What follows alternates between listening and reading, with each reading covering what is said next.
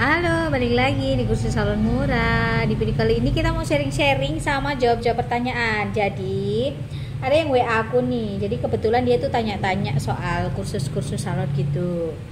Nah, terus dia ini sedikit curhat sama aku ya. Jadi dia bilang, "Kak, aku ini nggak punya modal sama sekali. Tapi aku tuh pengen kursus salon, aku tuh pengen buka salon. Menurut kakak, kalau aku buka salon pakai uang pinjaman bank itu efisien apa enggak sih?" Kalian tonton video ini sampai habis. Siapa tahu kalian juga punya pemikiran kayak gini. Dan siapa tahu juga jawabanku ini masuk di akal pikiran kalian. Kalian tonton video ini sampai habis.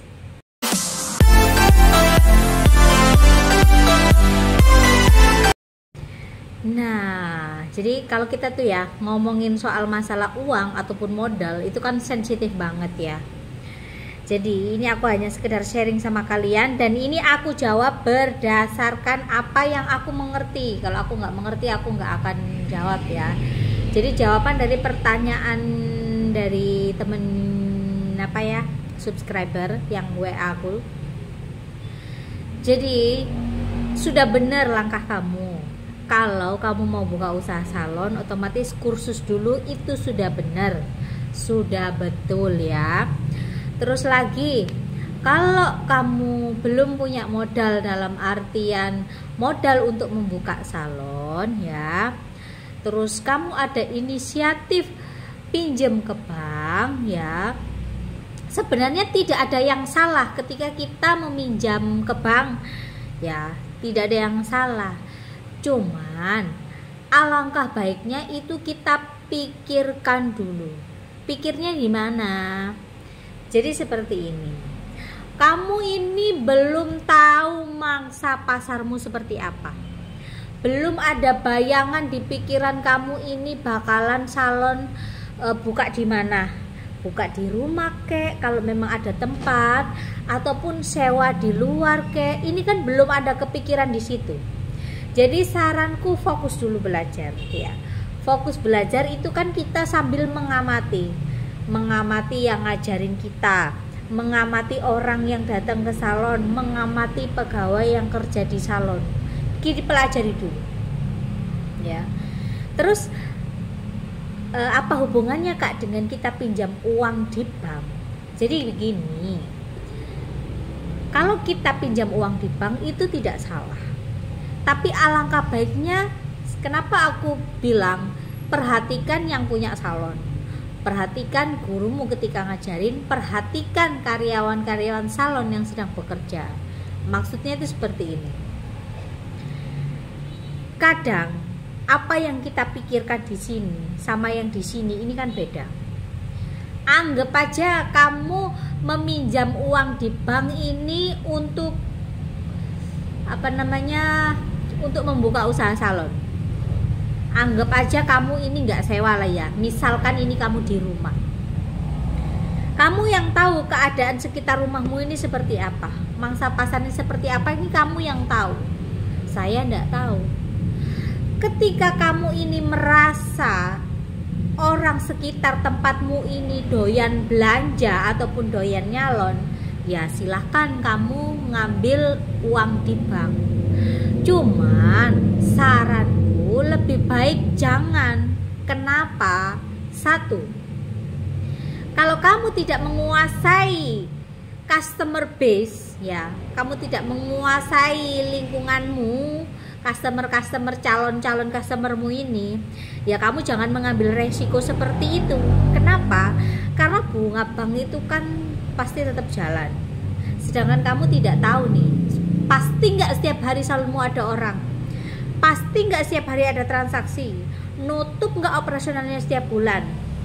Kalau kamu sudah, istilah kasarnya ini, sudah memikirkan jangka panjangnya, ya silahkan berhutang. Tapi kalau kamu sendiri masih bingung-bingung, ngatur dirimu aja masih bingung, ya kamu jangan sekali-sekali untuk pinjam di bank ya, karena cicilan sudah pasti, bunga sudah pasti.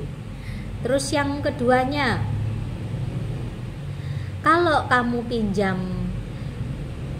modal di bank itu boleh, asalkan salonmu ini sudah jalan. Kalau kamu masih pemain baru ya jangan, nanti memberatkan kamu sendiri. Karena apa? Kamu kan masih meraba-raba omsetmu, masih meraba-raba customer kamu. Kalau terlalu dipaksakan nanti kamu bisa gila ya, bisa gendeng, bisa stres ya. Kecuali kamu ini sudah pemain, anggap aja setahun 2 tahun, kamu sudah mempelajari sekitarmu itu seperti apa.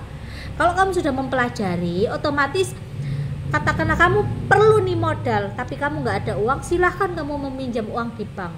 Karena kamu tahu nih pendapatan kamu setiap bulannya berapa, untuk mencicil berapa, untuk pegawai berapa, untuk dirimu berapa. Ini kamu sudah paham ya. Usahakan kalau sudah punya salon baru pinjam. Tapi kalau belum, baru mau berencana, jangan. Pakai uang yang seadanya aja. Seadanya itu seperti apa? Anggaplah kamu belum mampu untuk beli meja kursi salon. Jangan dipaksakan untuk membeli meja kursi. Pakailah kursi yang ada. Kursi plastik bakso-bakso juga bisa ditempatin buat duduk. Yang penting asal kaca ada aja, nggak usah terlalu besar, nggak usah yang terlalu ada lampu-lampunya yang estetik gini gitu, nggak usah gitu. Seadanya, pokoknya iso ngaca, pokoknya iso duduk ya. Manfaatkan yang ada dulu. Supaya apa? Supaya kamu tidak mengeluarkan budget yang lebih.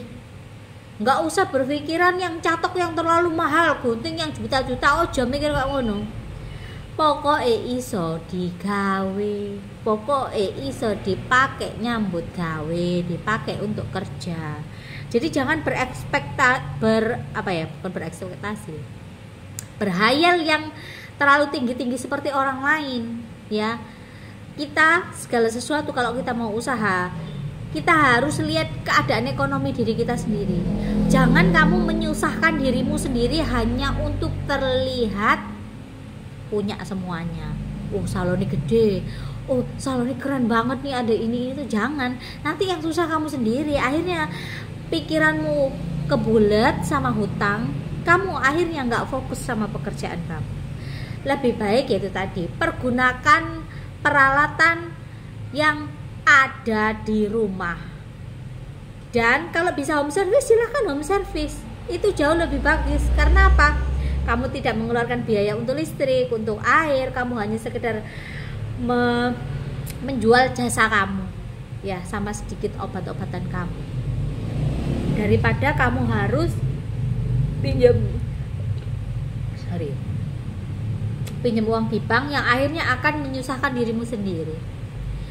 Memang tidak menutup kemungkinan semua orang yang punya usaha, aku bilang tidak semua ya, itu pasti ada sangkutan di bank. Tapi kita harus lihat, orang itu usahanya sudah jalan. Orang yang usahanya udah jalan aja kadang masih mumet, apalagi yang baru masih merangkak ya. Kalian harus benar-benar pertimbangin hal-hal seperti ini. Kenapa aku bisa ngomong seperti ini? Karena dari yang sudah-sudah ya akan memberatkan diri sendiri gitu loh. Katakanlah kamu ibaratnya nih hanya uang pas-pasan, dari suamimu pas-pasan, atau dari pihak keluargamu, orang tuamu juga pas-pasan ya. Jangan terlalu dipaksakan. Ojo maksa minta sama orang tuamu harus ada ini, harus ada itu, jangan. Kecuali memang orang tua kita itu mampu atau suami kita itu mampu di situ. Kenapa kita nggak jalan step by step? Ya, contohnya itu tadi seperti yang aku jelaskan. Solusinya hanya home service dan buka seadanya. Tidak akan tertukar rezeki kamu meskipun kamu hanya sekedar menggunakan kursi bakso sama hanya sekedar kaca-kaca biasa. Podo ae. Memang kalau kaca, semakin mahal kaca itu, kalau dibuat ngaca itu memang kelihatan kita cantik ya. Biasanya itu seperti itu. Ada yang kayak gitu. Tapi kalau kaca-kaca yang murah ya ibarat kata tuh ya kayak kamera selfie itulah ya wis apa adanya kita gitu loh. Tapi kembali lagi, jangan terlalu dipaksakan ya. Jangan melihat orang lain punya salon ini itu karena minjem uang. Iya, kalau minjem uang beneran, anggapannya ya, kalau dia yang pinjem ini bukan dia tapi yang menjaminkan misalkan orang tuanya atau siapanya gitu, dia nggak langsung tangan pertama yang pinjem, anggapannya kayak gitu ya kan. Kita juga nggak tahu, memang kita nggak boleh suudzon sama nasib kita sendiri, tapi alangkah baiknya kita itu mikir ke depannya. Kalau masih meraba-raba ya jangan dilakukan. Banyak cara supaya kita ini punya usaha, banyak cara juga supaya kita ini bisa menghasilkan uang. Nggak harus kita punya salon yang mentereng untuk mendapatkan uang, nggak harus. Salon kita kecil sekalipun, mau di bawah pohon beringin sekalipun, tapi kalau kita hasil kerjanya bagus, itu sudah pasti ada customer. Yang di atas juga kasih jalan, kasih kamu penghidupan, istilah kasarnya itu kayak begitu. Gak usah takut, jangan juga malu. Aku malu karena aku sering nih yang ngeliat nih yang misalkan bukan kita menghina atau bagaimana, yang mungkin keuangannya kurang, terkadang sama salonnya sendiri tuh dia malu untuk menunjukkan itu salonnya gitu loh. Dia lebih ke mendingan saya yang datang ke tempat kamu, ibarat kata kayak home service gitu. Banyak yang kayak gitu, malu dengan keadaan yang ngapain gitu loh. Justru kalian harus bangga dengan diri kalian sendiri. Orang lain belum tentu bisa sekuat dan sepintar kamu ya. Jangan terlalu apa-apa itu kiblatnya itu yang estetik, yang apik segala macam, wah ya nggak perlu kayak gitu. Seadanya aja, semuanya itu berproses ya. Nggak ada segala sesuatu itu yang instan, kecuali memang kita dari turunan ningrat, itu beda cerita. Tapi kalau kita sudah tahu dan bisa ngukur kemampuan kita ya secara finansial, ya jangan terlalu dipaksakan. Ngapain kamu istilah kasarnya bayar bunga tinggi-tinggi sedangkan kamu nggak tahu pasti penghasilan kamu. Akan mumet justru kamunya nanti. Justru malah bukan jadi salon yang benar-benar salon, nanti juntrungannya itu salon plus. Kita ngomong apa adanya aja ya. Namanya juga orang kepepet itu pasti bisa larinya kemana-mana kalau sudah ke bulet utang ya. Jadi pergunakan yang ada aja, jangan terlalu memaksakan.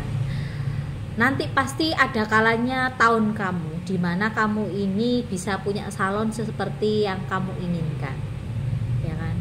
Penting modalnya orang itu kan, kalau wong Jawa ngomong itu temen jujur ya, ono niat juga. Selagi ketiga itu kamu pakai, kamu pegang dalam hidup kamu ya, kamu pasti akan punya ya. Mungkin hari ini belum waktu kamu, nanti bunga ini mekar, setiap orang ini beda-beda kan, gak mungkin bunga itu mekarnya sama-sama ya. Ada waktunya. Tahun ini bunganya si A yang mekar, bisa jadi tahun depan itu bunga kamu yang mekar. Jadi lebih dipikir lagi ketika kita menginginkan atau pengen banget punya usaha salon ya, jangan dipaksakan untuk meminjam uang di bank ya. Kecuali nih ya, misalkan kamu sudah tahu pendapatan suamimu ini berapa setiap bulannya, anggap aja suamimu ini karyawan tetap lah. Di perhitungan ini kamu sudah bisa mencicil untuk misalkan nyicil pinjaman dari bank, ya itu nggak ada masalah karena kan ada sumber yang setiap bulan ini sudah pasti.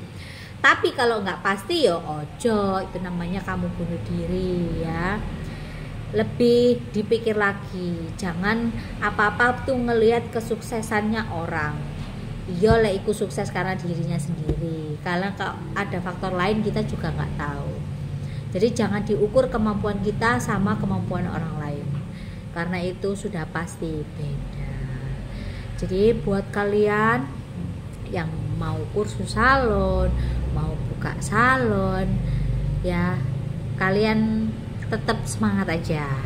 Semoga ada jalan, ada cara gimana caranya kalian ini bisa punya usaha sendiri. Usaha salon itu usaha jasa, tidak ada matinya. Yang penting kita itu selalu buka, itu aja ya. Nggak ada lagi yang harus aku jawab sementara itu dulu. Aku harap bisa terjawab ya yang aku jelasin di video ini.